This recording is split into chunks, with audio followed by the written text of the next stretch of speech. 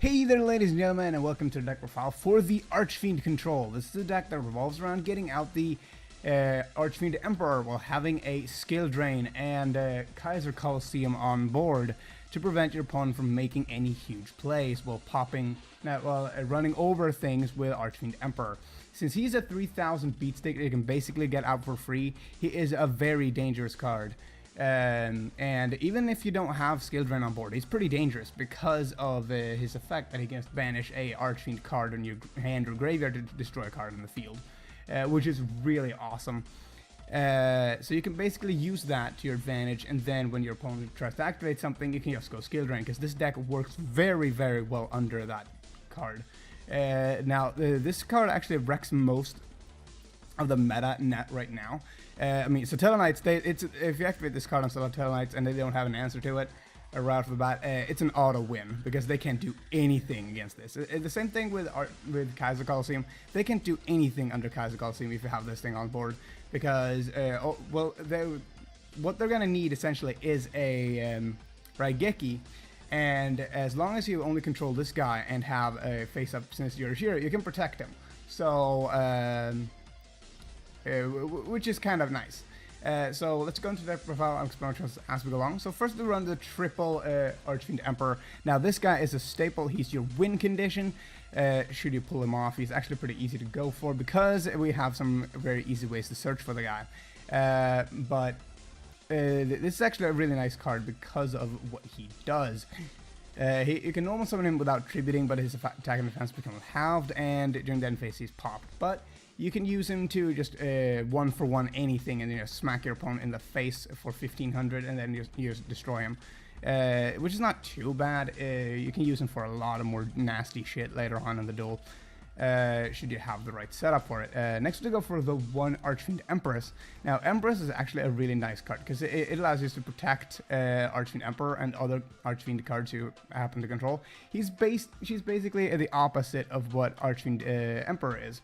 Since you banish dark monsters in your graveyard, dark fiend type monster in your graveyard, to prevent destruction from exactly one other dark fiend type monster on the field, which is really cool. And when it's sent from the field to the graveyard, you can spiral summon one level 6 or a higher dark fiend type monster from your graveyard, except yourself. So you can go for things like the Archfiend Emperor. You can go into Archfiend Commander, which is actually kind of nice.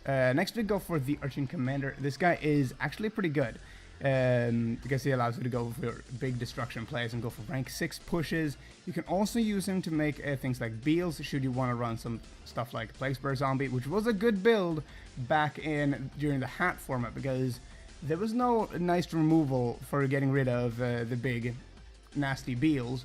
So you basically just hope to get rid of him with a Dimensional Prison, but other than that, there was not much your opponent could do against the Beals. So this deck actually could do quite a lot, because it's one of the best decks to make Beals in, alongside friggin' zombies, of course. And of course, next we run the 2 Archfiend Cavalry. Now Cavalry, when he's destroyed by a card effect, you can target one Archfiend monster in your graveyard, except himself, and special summon it. However, you cannot attack with that monster during the turn this effect is activated. But that does not necessarily matter, because what you're going to be going for are most likely rank 6 plays by just summoning this guy, special summoning a Archfiend Commander, blowing up your own cavalry, bringing out something like a Genesis Archfiend, maybe another Archfiend Commander if you want to go for a rank 6 play. And things like that, just to make sure that you get a nasty board for your opponent to deal with. That's what this deck basically does, is to build up those really difficult boards to get over. Next we go for the one Archfiend Eater. This guy is pretty cool because it allows you to go into rank 4 plays relatively quickly by popping something like, say, an Archfiend Cavalry during your opponent's end phase to get either something like an Archfiend Genesis Archfiend on board, or maybe just making a rank 4 play after that. Next we go for the one Curry Bandit. This guy is just an additional target for a tour guide, as well as a way to get to our very important spells and traps, because that's where the majority of this deck lies in its spells and traps. Next we go for the triple tour guide. This card should be Pretty self-explanatory, since it allows us to go into our Archfiend High-Res, which then allows us to go into our rank 3 play, namely our Fortune Tune. That's our main target, that's our main entryway into things, because when if it can't be targeted by card effects, and if it should be destroyed, you can attach to one Exceeds material from it instead.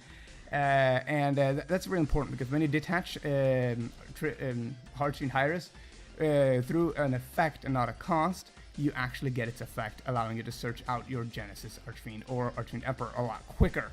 There are other ways you can utilize this card too, many just faster ways in general, like say the Curry Bandit, or Foolish Burial, or what have you, to get an easy Archfiend Emperor on board.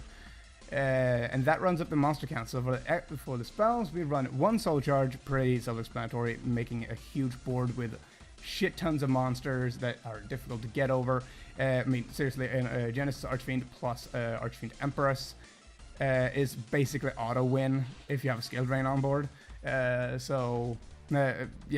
Next we go for 1 terraforming. This is to search out our big field spell, which is the Archfiend Palace. I run 2 Archfiend Palace and 1 terraforming, simply because terraforming can turn out to be kind of dead if you run more than 1, and I don't want to run more than 2 field spells, because I want to have room in the main deck for other really important cards. So yeah. Next we run a triple supply squad, because this deck destroys its monsters a whole lot. Like through the effects of Archfiend Commander and things like that, and using stuff like Archfiend Cavalry as well as Archfiend's Roar to pop your own cards to get effects off. You can just go and say, hey, why not draw an additional card off of it too? Because I don't think that this guy misses, maybe he misses timing, I'm not entirely sure. There are things, of course, that causes things to miss timing, but so beware of that. Supply Squad can make you miss timing if you use cards incorrectly. But yeah. Next we run the Triple Kaiser Colosseum. Now this card is absolutely awesome. I hate the card myself when I'm facing it, but when I'm using it myself, I love the card. Because it's one of the best floodgate cards in the entire game of Yu-Gi-Oh! Since it's basically a Vanity's Emptiness on your own accord. You can still special summon, but your opponent cannot control any more monsters than you do. So you can basically go ahead and say, okay, I'm gonna go for just a big Genesis Archfiend and have this thing on board so your opponent can't bring out anything at all. And then you just continuously pop whatever monsters they have with this thing, and then just smack your opponent in the face for 3,000 every turn, which is kind of powerful. Next we run the Falling Down. This card is really, really, really good because it allows you to just go ahead and just steal an opponent's monster for free. Mind you, you just need to control an Archfiend card too. Any Archfiend card works, even the monsters, or heck, even the field spell works. So you can basically go Falling Down and get maybe an additional tribute for something like an Archfiend Commander, or maybe you just want to go for an Xyz play or something like that to make sure that you get something big on board. Next we go for the double Archfiend Palace. This is a way for us to go into rank 4/rank 6 plays, or maybe bringing out multiples of the Archfiend Emperor, as well as just giving our monsters an additional 500 attack, which can make a huge difference when you're playing Archfiends, because this thing is going to be normal summoned and it's going to have 3,500 attack. So it's going to be running over friggin' Clifford Tower, Clifford Tower now. So this is just going to be an awesome thing to go for.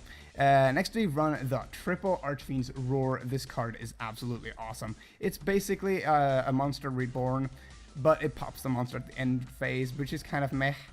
But on the other hand, you can utilize it for things like Archfiend Cavalry to bring back the Archfiend Empress or the Archfiend Emperor should you need them at any moment's notice. And finally, we go for one of the big key cards in this entire deck, which is the Sinister Yorishiro. This card is really, really good because you can just basically normal summon this guy without using his normal summon effect, and make him have that 3,000 attack points plus the additional attack points off of Archfiend Palace, so that you can basically just beat over killer no problem. Well, tower now rather. And finally, for the last 3 cards, we run triple Scale Drain. This deck works wonders under Scale Drain because all of our effects, except for the Genesis Archfiend, well, Archfiend Emperor and our Archfiend Empress, they work in the grave. And this guy is just a special summon condition, and when he's special summoned, you normally need to pop something, but when you have Scale Drain, this is an effect that resolves on field, so you can just basically say, okay, Scale Drain, so I don't need to worry about this guy popping something, which is really cool. And as for the extra deck, we run 1 Gaia Dragon, 1 friggin' Utopia Beyond, then we run 1 Constella Ptolemy M7, 1 Gauntlet Launcher, we run 1 Crazy Box, 1 Evil Swarm Thanatos, 1 Silent Honors Arc, then we run 1 Downward Magician, 1 Castel, 1 Evil Storm Excision Knight, double Acid Golem, 1 Alucard, 1 Dante, and finally 1 Fortune Tune. And that brings up the extra deck, so tell me what you guys think about this deck, and I'm out.